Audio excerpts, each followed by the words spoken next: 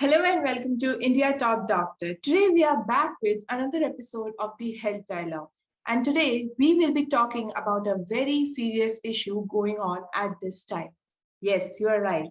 It is infertility. Infertility affects millions of people of reproductive age worldwide and has an impact on their families and communities. Estimates suggest that between 48 million couples and 186 million individuals live with infertility globally.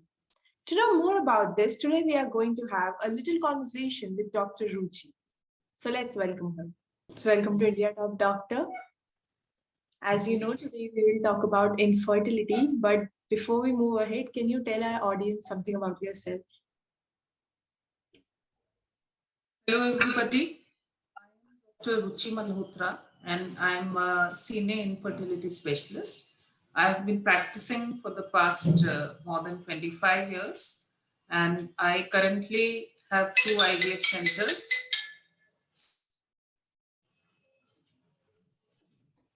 Currently run two IVF centers. One is at Adarsh Nagar Metro Station and other is at Rajouri Garden Metro Station. Okay, so we are talking about infertility. What causes infertility? See, there are lots of issues. First, we need to discuss what is infertility. It's a condition when a couple is living together without any protection and is unable to conceive for a period of 1 year. Now, this definition changes when the couple is of an older age, say about 35 plus, the couple woman's age is that, then we do not wait for 1 year for this definition. Then if 6 months of unprotected intercourse, the couple is not in a position to conceive, that is the time when one needs to, label it as infertility and one needs to go for a checkup that what is the issue, why the pregnancy is not happening. As far as the causes of infertility, what you've asked me, there are, multiple factors. Now, there could be a problem, in the husband or in the wife, or there could be some combined factors, right?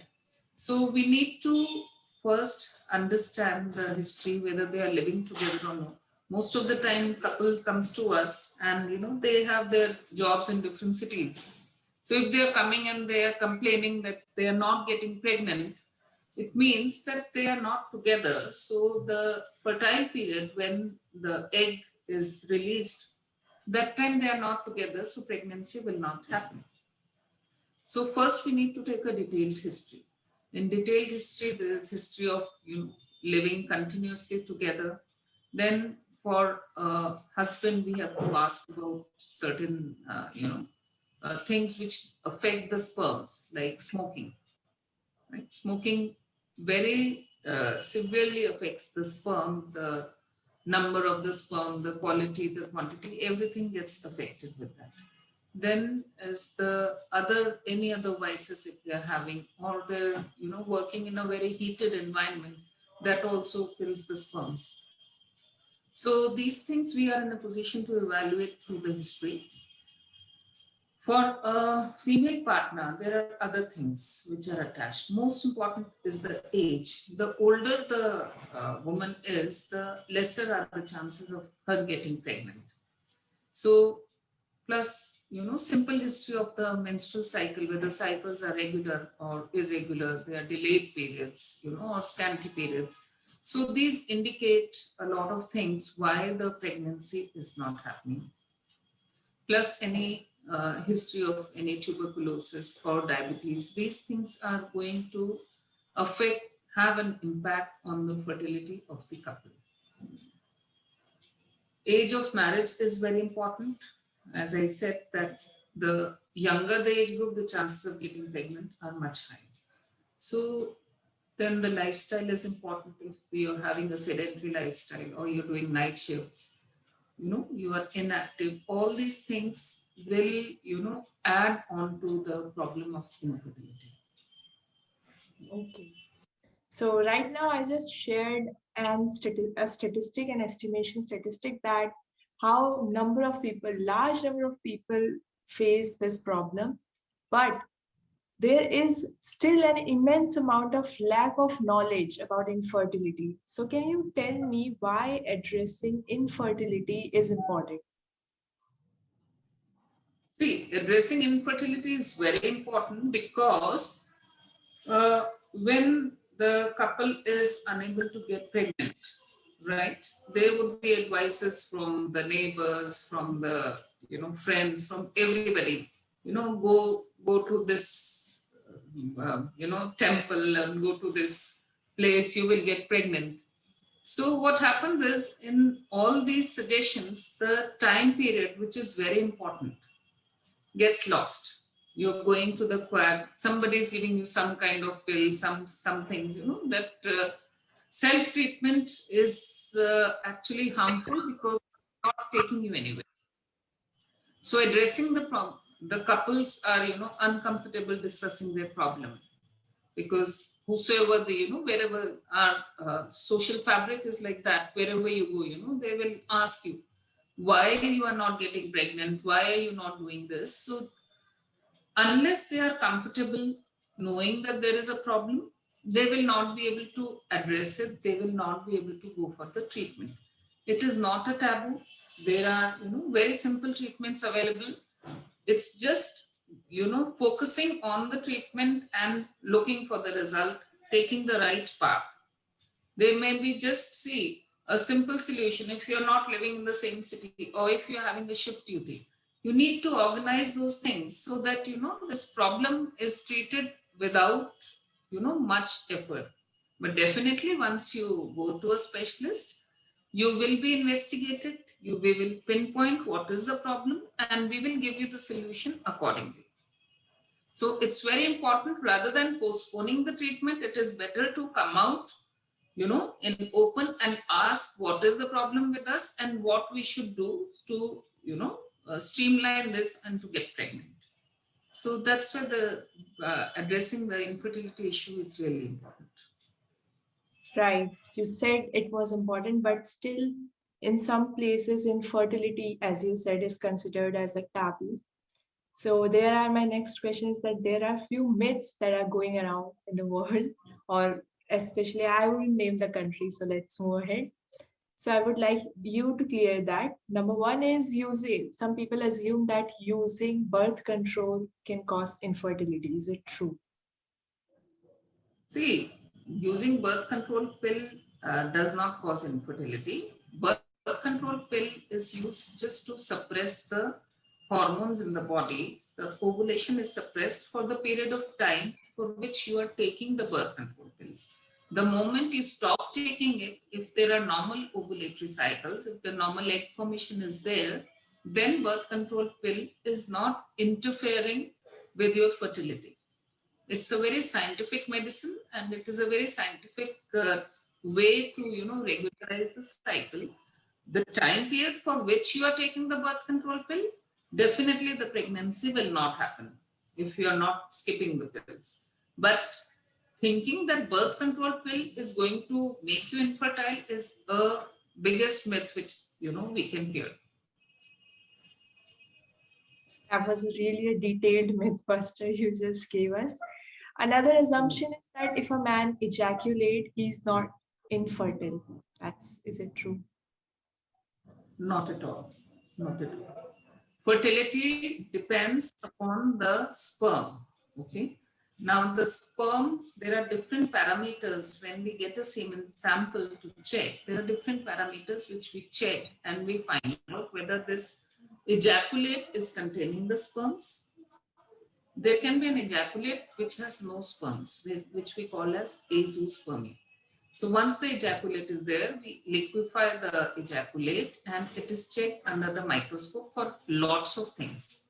Lots of things in the sense the number of the sperms, the quality of the sperm, the form of the sperm, the shape of the sperm, the the motility, how it is going. It's going forward or backwards, or it is having a rotatory motion.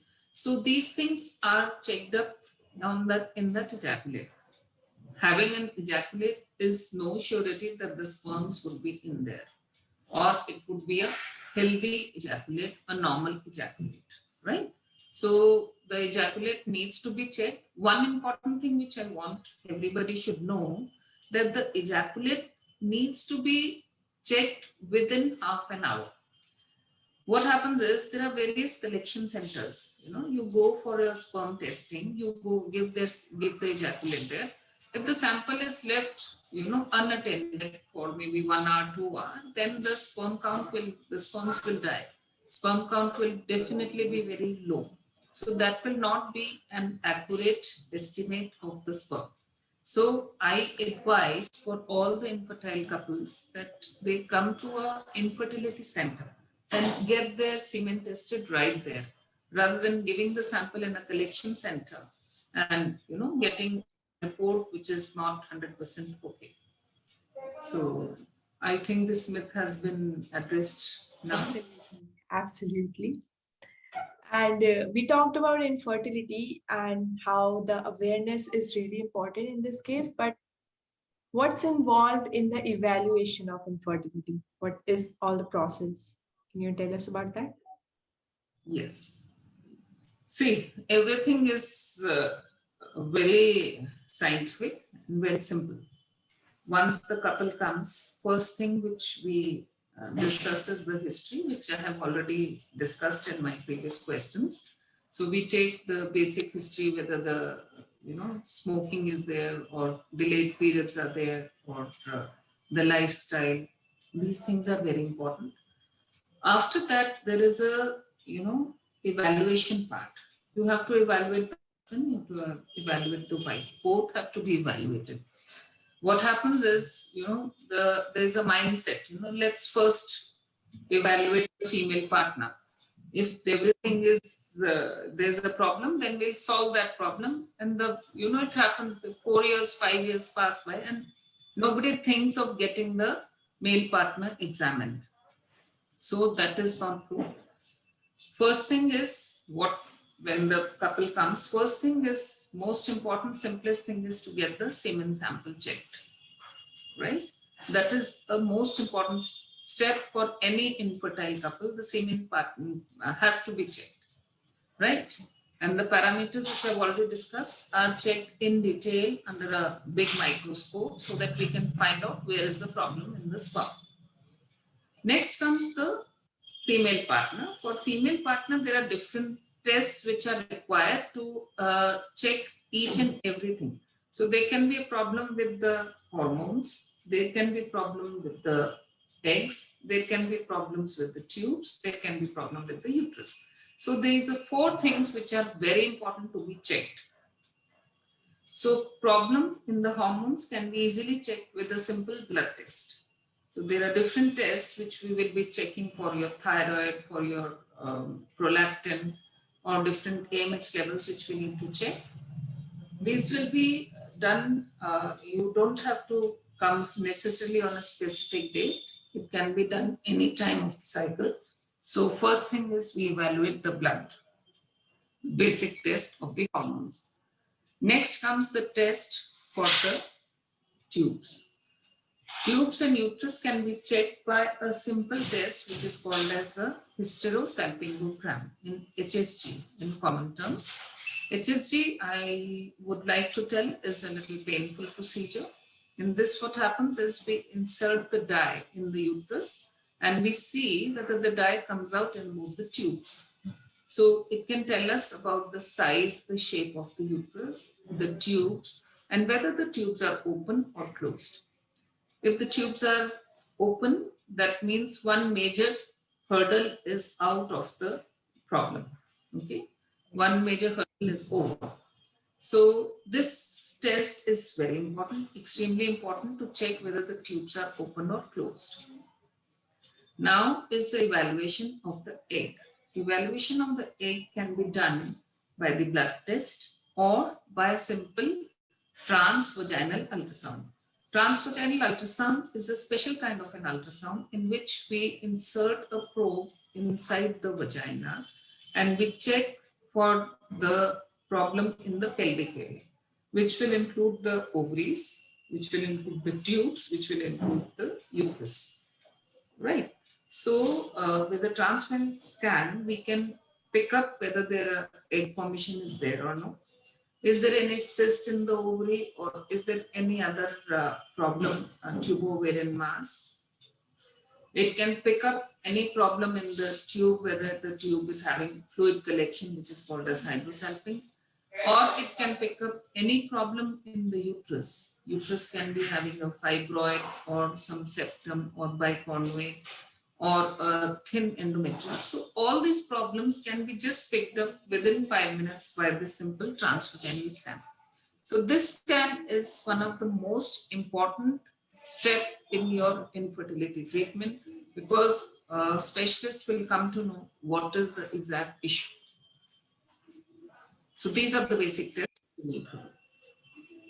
And actually, thank you for that. With the help of you, we actually quite very well addressed the issue with detailed information actually. But let's talk about treatment now. What are the different processes a person, a couple, if they cannot, get give birth to a child naturally, what are the all different processes they can do? Can you suggest some of that? Yes. First thing is, we have first picked up the problem. Once we are doing all these tests, we can identify there's a problem with the sperm, there's a problem with the egg, there's a problem with the hormone, there's a problem with the uterus or the tubes. So treatment will depend exactly on the problem, right? Plus, we are very particular about the age. Normally, when the couples come to us, they're already in the late 30s.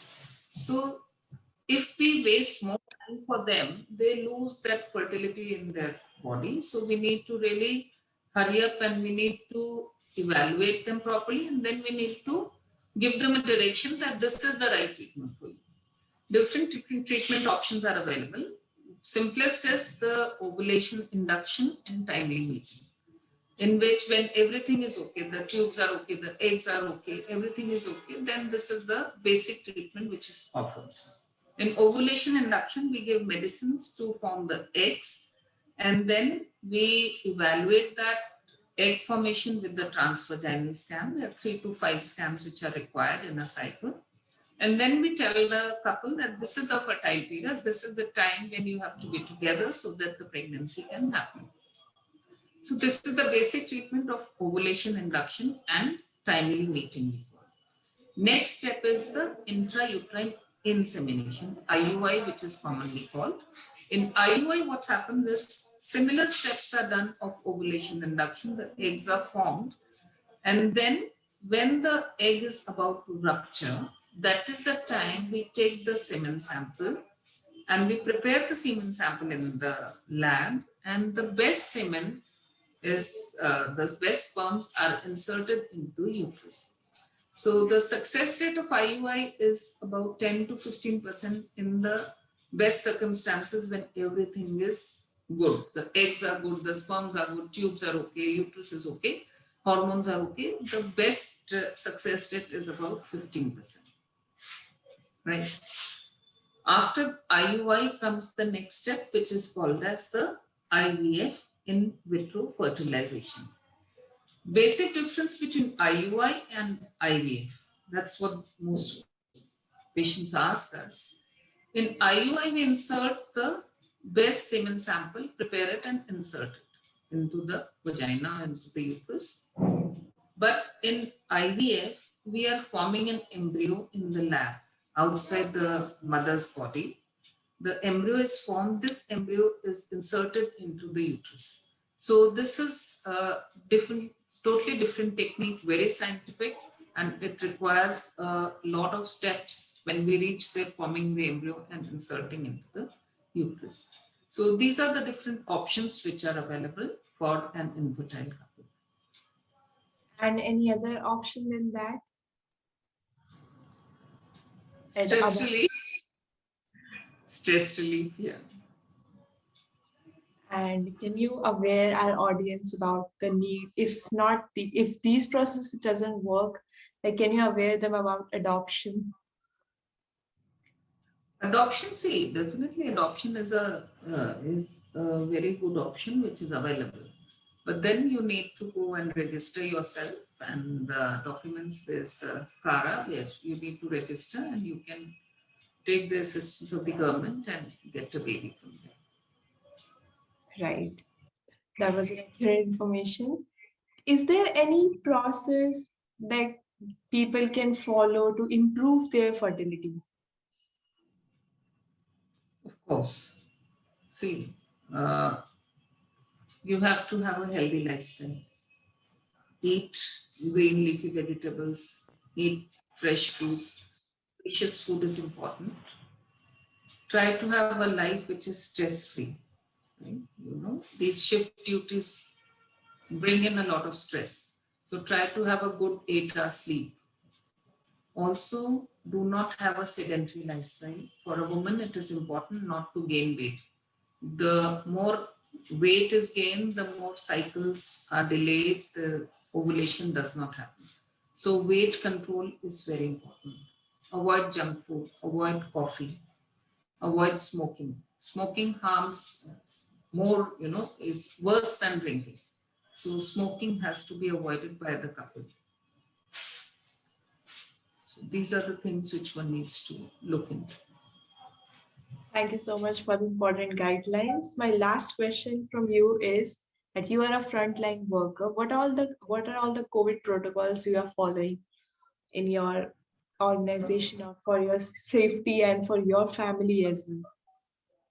See, maintaining social distancing is very important. Maintaining the personal hygiene, wearing masks, these Absolutely. things are important. We sanitize our institute regularly, and we are also giving online consultation initially. Now the COVID the scare has really gone down, but these were the protocols which one needs to take care.